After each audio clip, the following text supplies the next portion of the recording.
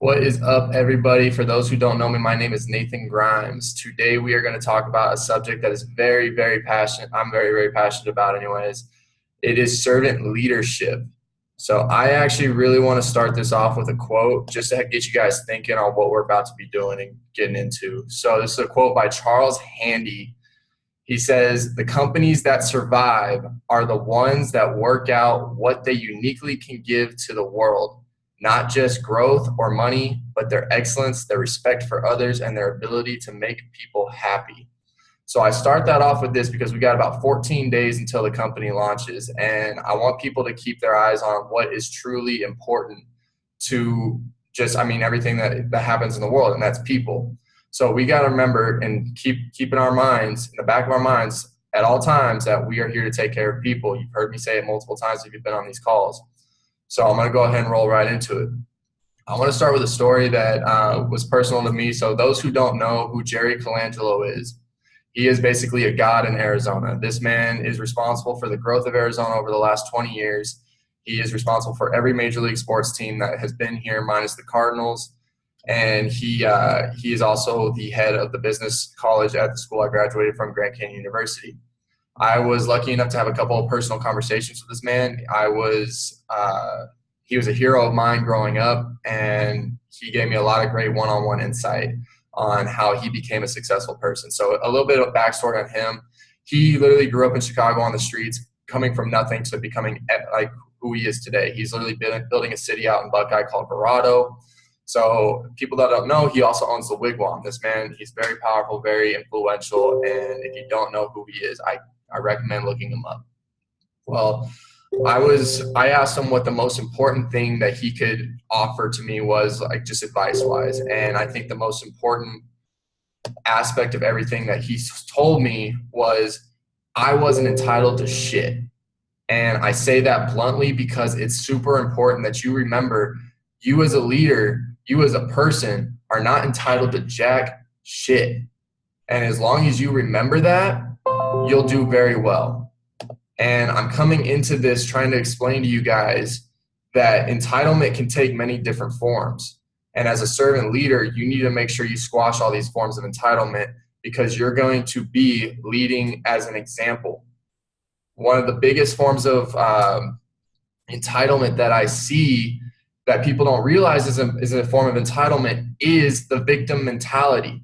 If you make yourself a victim, you are entitled. If you try to play the victim card, you are entitled.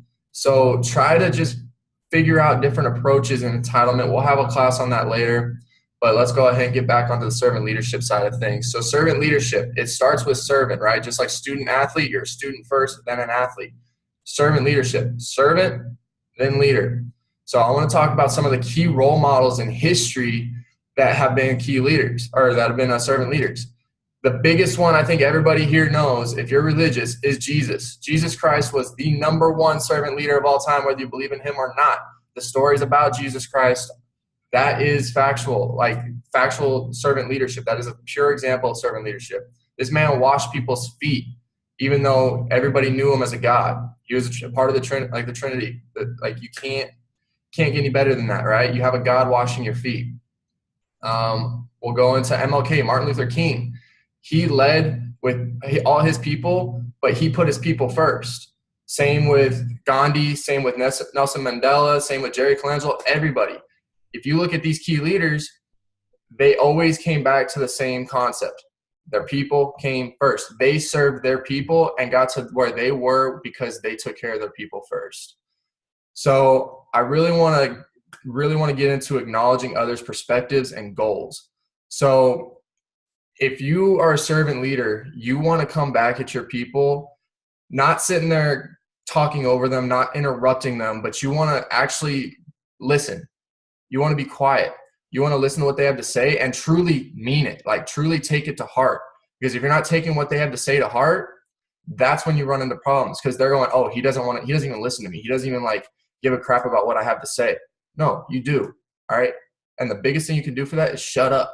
Shut up for 5 minutes and listen to your people. And you're going to acknowledge what they say. And more importantly, you're going to hear their perspectives and their goals, because you want to learn what their goals are. You want to be aware of every goal that they have. That way you can help them achieve that down the road. So on top of that, I want to touch on involving them in big decision-making processes. So you want them to have involvement in the company. You want them to have involvement in what you're doing and make them a part of the ultimate goal that you're striving to achieve for the company. So you want to make sure that they're involved in the decision making process, because if they're not involved in the decision making process, then ultimately they're not going to have buy-in. They're not going to have ownership. Even if what they have to say gets shot down by the group, they understand why. Because a lot of people going, why are we doing this? Why are we doing this? Everybody down to the lowest level should understand your why. Everybody should understand why the plan is what it is. And if you allow them to have input, then you can go ahead and actually explain, hey, this is why we're going to go this route, and this is why we're going to do this. So they're going to have more buy-in, and they're going to have more ownership opportunity in the actual plan. So going from that, I want to roll into 10 characteristics that every servant leader should have, and the reason why they should have them, and kind of break down how they work. So number one, like I talked about, was listening.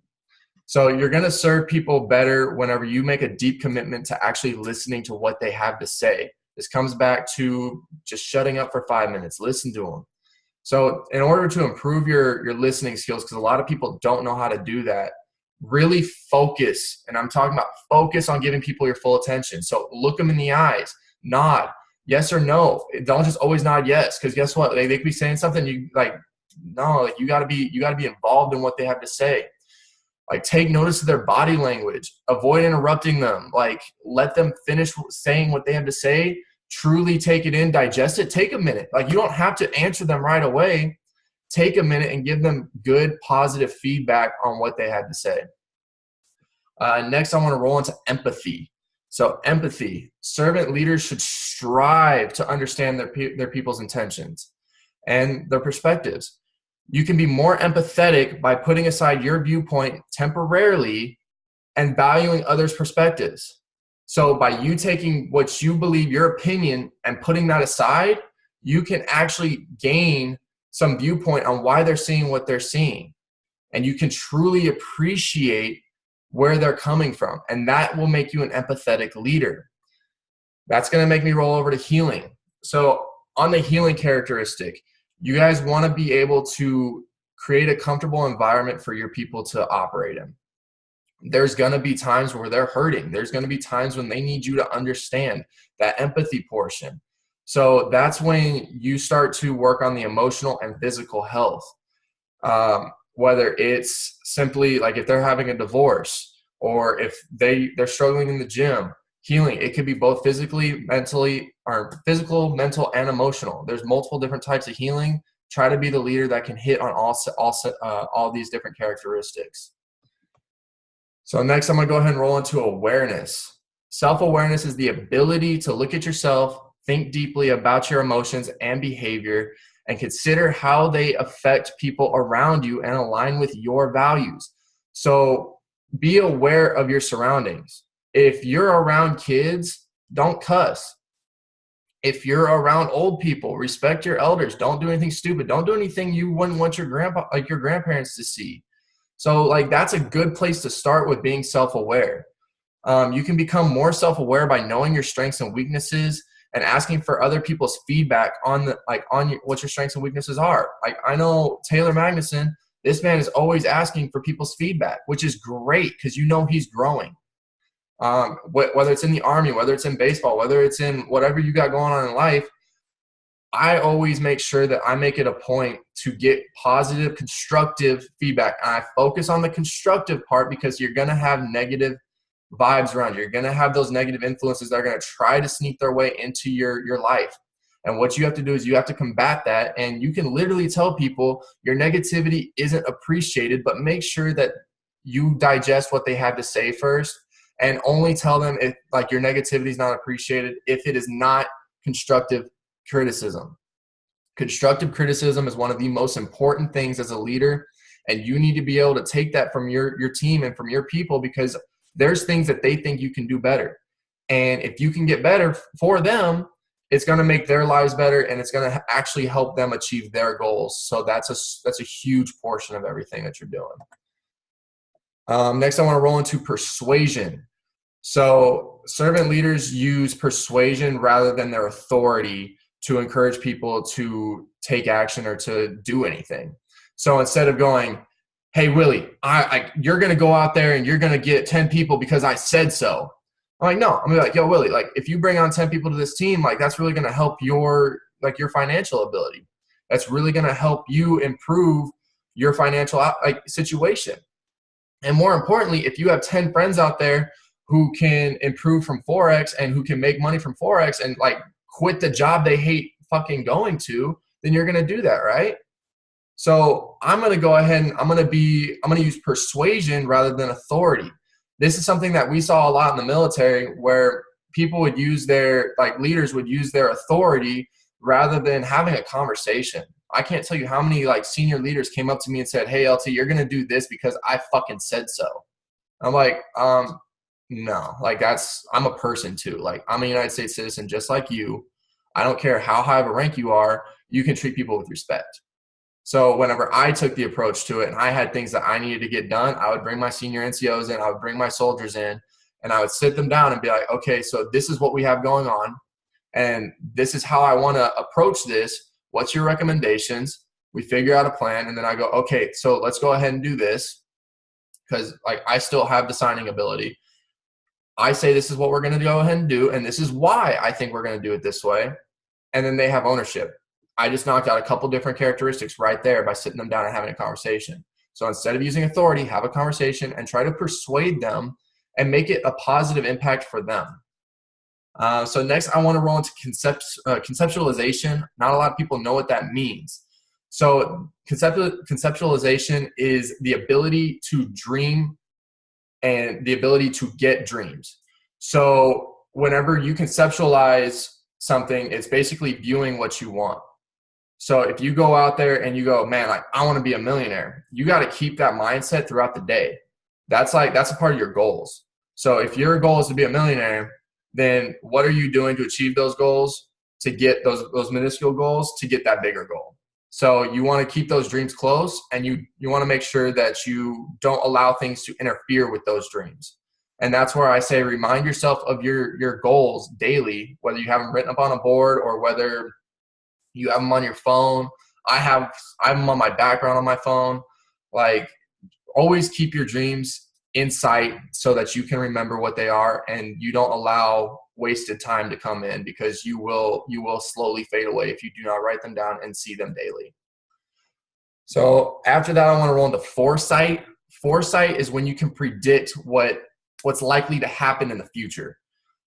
So basically what I really want to do is I want you to sit down and try to foresee what problems can come up. This is, as a servant leader, it's your job to protect your people. If you got to take the bullet for your people, you take the bullet for your people. That's how it is. So if you're able to learn from past experiences or being able to identify what's going on now and research how to avoid what's going to happen or research what might happen, you can truly then take the means necessary to protect your people, protect yourself. So foresight's super important. One of the tools that we use in the military is something called a SWOT chart. So I'm not going to get into it right now. You guys can go look that up. It is SWOT. It stands for strengths, weaknesses, opportunities, and threats. So every time we create a plan, we have a SWOT chart right there where we can go ahead and see and lay out everything that we have in front of us. I'm going to roll into stewardship. So stewardship is about taking responsibility for the actions and performance of your team and being accountable for the role team members play in your organization. So the best way I can explain this one is be the person that every time your team wins, that's your team who won, not you. I don't want you to be going up there going, hey, I hit this rank because I'm the greatest of all time. No, you hit that rank because people in your team are working. You hit that goal because people in your team are working and you had nothing to do with it. That's all your team. So be the person that gives all the praise away but also be the person that takes all the blame. If something goes wrong, you need to be the first to step up to the plate and be, guys, that's on me. I don't want to see anybody in this chat right now. We got 14 people in here. I don't want to see anybody in this chat right now go down the road, and anytime something comes up that happens that's bad, I don't want you to go, oh no, that wasn't my fault. That was somebody else's. No, take the blame, man. If you can learn how to take the blame, you will become a better person and you will become a stronger leader, just because it will become a natural instinct to take blame. Getting yelled at, it's easy. I'm telling you right now, just coming from a military standpoint, a lot of people are scared to get yelled at. A lot of people are scared of confrontation. Be the person that is just a boulder.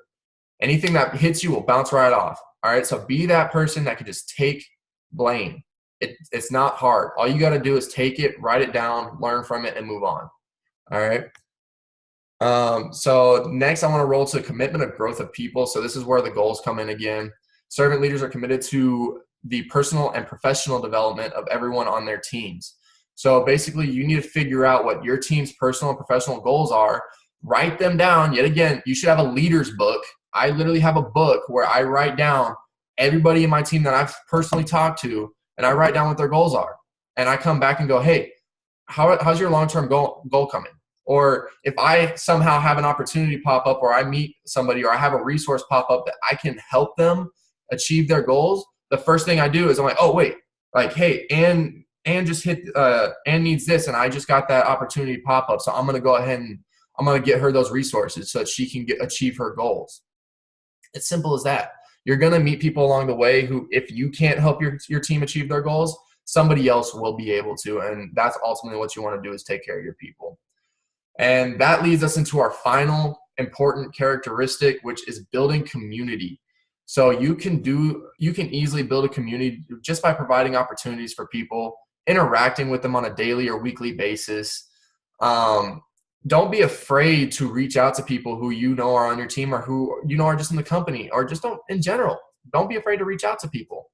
You want to be able to be a social person. This is network marketing, right? So you have a network. You got to go out there and network. I will be the first person to tell you, I am an introvert. Believe it or not, I am an introvert. I've had to force myself out of my shell and become an extrovert. The best way I can explain it is it's exhausting for me. I literally have to force myself to go out and socialize. And every once in a while, I have to take a day off and just do my introverted thing where I just stay home and do nothing. And that's okay. But you want to get out there. You want to build a community. I don't care if it's holding social events, holding a barbecue, coming and just inviting a bunch of people over to swim, or just go to the park, or do something simple. You don't have to, it doesn't have to be costly. It doesn't have to do anything with money. It's really not that hard. And then more importantly, as you're building your teams, you want to create a culture. You want to design a workspace. So if you finally get to that point where you're growing and you're getting big, create a workspace, get an office space, get a fun area, do something fun once a month to reward your team. Once you can start to afford that, just get people away from the business and get their minds off it, and get them to focus on socializing and just having a good time. And I guarantee everything's going to grow. Everything's going to get big. And they're going to be more willing to work when it's time to work. That's going to roll me over into the quote portion of this. Alexis, I'm going to go ahead and make sure you're first up, because I really want you to hear this one. So servant leadership is all about making the goals clear and then rolling your sleeves up and doing whatever it takes to help people win. In that situation, they don't work for you. You work for them. What are your feelings on what Ken Blanchard had to say? Oh, yeah, I most definitely agree with that. There have been times where I talk to my team, just ask them, what do you need? Is there anything I can help you with? What are you struggling with? And I would stay up to like 2, 4 in the morning, just making sure that they're okay. One of my teammates, Josh, texted me at like 3 in the morning and said, yo, I don't know if you're up, but I need help with this. Can you look at these pairs real quick? And I said, and then I just got up and did it anyway. That's just how you have to be when you're a leader. You just have to be there to help your team whenever they need you, because you really don't have a choice, because without them, without you, they're just going to fall and not have any guidance. So you have to be there to just make sure that they're going in the right direction. Absolutely. And that falls into encouraging people to take responsibility for their work. You basically just want to remind them how and what they have to contribute to the success and overall objectives of the organization. And so when they hit you up at 2 a.m. and you get on the phone with them, they know, wow, like, hey, like Alexis just got on the phone with me at 2 a.m. Like whenever I start building a team, like I need to be the same way. And so it's leading by example that's going to that's the easiest part, because people aren't going to come to you and go, hey, Alexis, how can I be a leader? They're going to be like, wow, like, I want to be like Alexis. And I know the best way I learned to be a leader was learning what not to do. I learned from the worst leaders going, I'm never going to be that fucking person because I hate that person and I don't want people to think that way of me. So that's super important. I really like what you did there. Willie, you're going to be up next, dog. I'm pulling you in on this one. This quote is from William Arthur Ward. He says, we must be silent before we can listen. We must listen before we can learn. We must learn before we can prepare. We must prepare before we can serve. And then finally, we must serve before we can lead. What are your thoughts on that, bud? My thoughts is basically a concept of, before you can go out and be the leader you want to be, you have to be a follower, and not in the bad way, because nobody wants to be a follower, but you have to be able to listen to good advice. You have to be able to actually act on it and work on yourself. I mean, what I've learned about myself is it's a process. Like having the discipline to actually go and mark up these charts every week and to actually get on these Zoom calls, it takes time. But if you stick to it and you're humble about it, and you're not, like what you said earlier with being entitled, if you feel entitled and you feel like you just need to get everything at once and, you can't accept good advice, then you're not going to get anywhere, because the only way you're going to get somewhere is if you actually are able to take advice from people that's been there, that want to help you genuinely, and to take heed to their advice and actually, go out and do it. Absolutely. Absolutely. And I think the best thing that can come from that is checking your ego at the door. Like, don't be afraid to get your hands dirty. Don't be afraid to, because we've all, at this point, coming up through Forex, we've all been at that point where we're like, yo, like, what's a trend? What's a pattern formation? Like, oh, I don't see them. Like, so don't be a dick whenever somebody asks you going like, oh, like, where's this pattern? I don't see it. Or, oh, like, what's a pip or what's a candlestick? Like, no question is a stupid question when it comes to money. And people need to understand that, because people are going to be risking their hard-earned money. People are going to be trying to get a better life for themselves just like you. And the big thing with this company, the cool thing with this company is that a lot of people are everybody has the same goal. Everybody's trying to make more money and they all have their why. But the great thing about it is nobody here has any reason to put another person down to try to get better. Because you putting somebody down isn't going to get you anywhere in this company. Like, I saw it all the time in the military. I saw it all the time in baseball, like cutthroat businesses where people would try to put other people down to make themselves look better. But the great thing about this company is it gives everybody has an equal opportunity to be great. Everybody has an equal opportunity to do awesome things and make great money and complete their why and complete their goals. So checking your ego at the door, being a servant first, it's all gonna come together, and I guarantee you guys are gonna see it. So Josh McDonald, I'm calling you out, brother. Are you on here? Josh. You jumped off. It's all good. It's all good.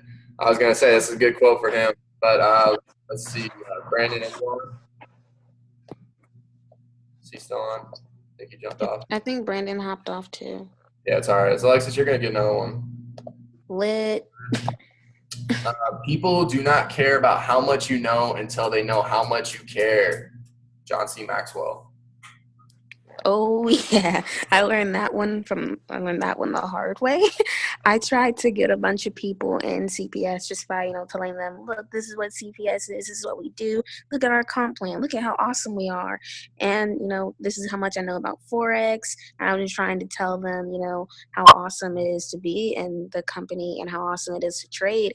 And they didn't seem like they cared at all. They really, when I spoke to Ryan about the best ways to get people into the company, he said, instead of telling them what you do, tell them why you do it and why it's going to change their lives and how it's going to add value to their lives. Because essentially they don't care about Forex. They care about how it affects their lives.